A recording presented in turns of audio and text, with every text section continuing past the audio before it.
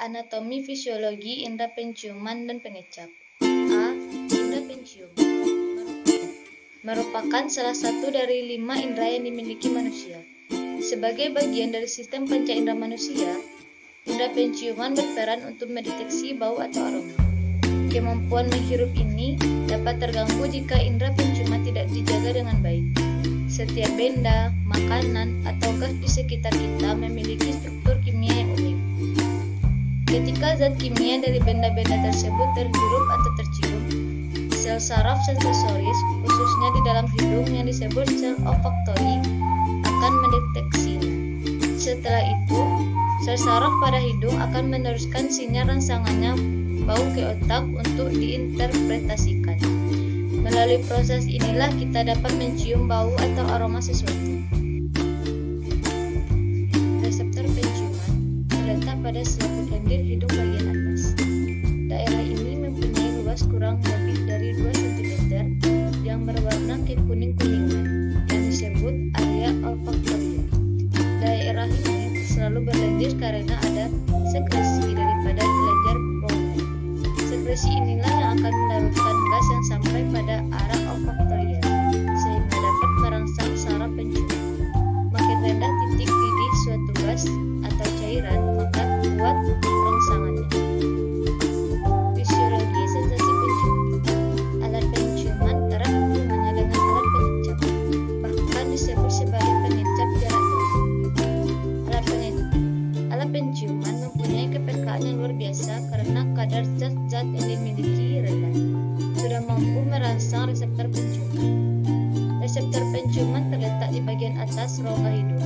Pada gerakan pernapasan, biasanya aliran gerakan udara pernapasan hanya melalui bagian bawah rongga hidung. Oleh karena itu, kita bernapas biasanya suatu zat tidak tercium oleh kita.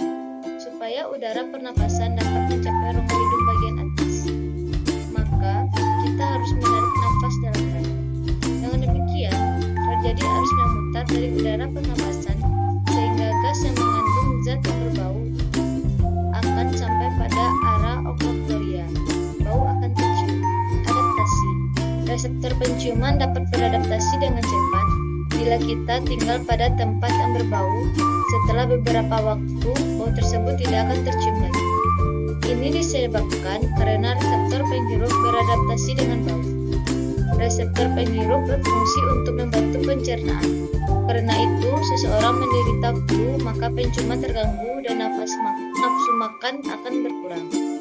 Baiklah, saya akan menjelaskan tentang indera pengecapan. Indera pengecapan pada manusia hanya terdapat satu indera pengecapan, yaitu lidah.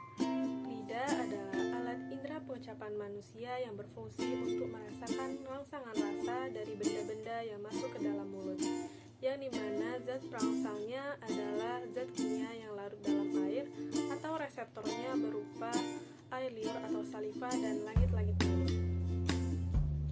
Dan secara anatomi, lidah terbagi menjadi 3 bagian.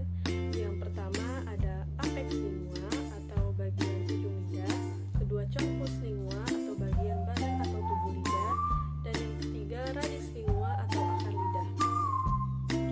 Dan secara garis besar, lidah ini terbagi juga menjadi 2 bagian. Yang pertama ada apex atau bagian permukaan lidah atau bagian depan lidah, yang berperan dalam pengucapan huruf-huruf atau pelafalan kata-kata, atau lebih tepatnya memperjelas artikulasi kita saat kita berbicara, dan membantu untuk menggerakkan makanan ke segala arah saat kita mengunyah. Pada permukaan lidah ini terdapat reseptor yang berupa tonjol-tonjolan kecil yang dinamakan dengan papila.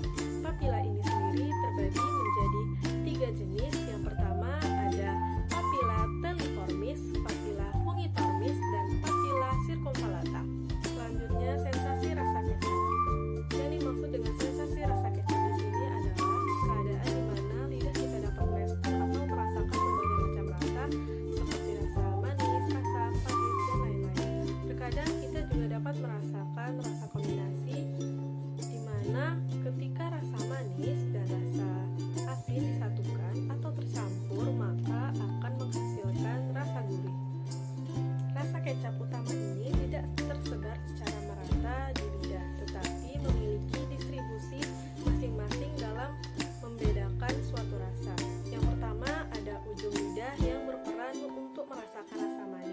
kedua, keti lidah untuk merasakan rasa asam. Dan yang ketiga ada pangkal lidah untuk merasakan rasa pahit. Selanjutnya ada rasa kecap. Ada beberapa keadaan yang perlu kita ketahui tentang rasa kecap ini. Yang pertama ada circulation time. Ada di mana kemampuan pengecapan dapat digunakan untuk mendeteksi kelainan jantung atau sirkulasi darah dengan cara menghitung waktu. Yang kedua, total time atau waktu sirkulasi tangan. Pada kebocoran kasus jantung, circulation waktu ini seseorang yang terserang demam sering mengeluh rasa pahit di lidah. Hal ini disebabkan karena banyaknya eritrosit yang pecah, di mana terbentuknya bilirubin yang mengakibatkan aliran darah akhirnya sampai ke lidah. Yang ketiga, ada after image atau rasa imun. Keadaan di mana setelah seseorang memakan, di dalam rongga piala pengecapan masih ada zat atau sisa-sisa dari zat yang pahit tadi. Yang terakhir, kontras. Setelah kita memakan zat yang pahit atau asin, kemudian kita makan yang manis, maka akan terasa sangat manis. Setelah kita merasakan zat yang asam, kemudian kita minum air yang biasa, maka air itu akan terasa manis. Dengan demikian, kontras ini dinamakan dengan kontras suksesif atau berurutan bila Kelainan atau gangguan pada penciuman dan pengecapan.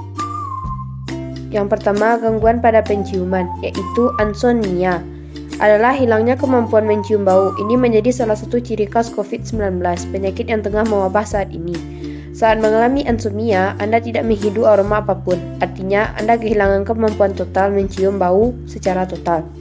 Hypsomia. Hypsomia menyebabkan menurunnya kemampuan membaui sesuatu. Jika anosmia membuat Anda tidak bisa mencium bau sama sekali, hypsomia membuat Anda kehilangan kemampuan mencium bau secara sebagian atau parsial. Yang ketiga, penhatotosmia. Pernahkah Anda mencium aroma sesuatu tapi tidak diketahui dari mana sumbernya? Kondisi ini sering disebut penhatosmia alias halusinasi penciuman. Sebagaimana yang disebutkan dalam Mayo Clinic, penhatosmia adalah halusinasi penciuman yang membuat Anda mendeteksi adanya sesuatu bau tapi tidak tahu di mana asalnya.